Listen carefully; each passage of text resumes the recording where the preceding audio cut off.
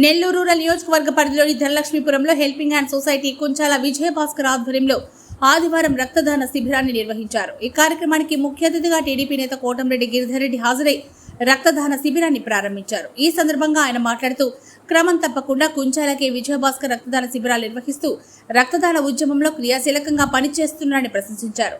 సేవా కార్యక్రమాలు నేటి యువత మరింత చురుగ్గా పాల్గొని ఆయన పిలుపునిచ్చారు. సుమారు 216 మంది రక్తదానం చేశారు.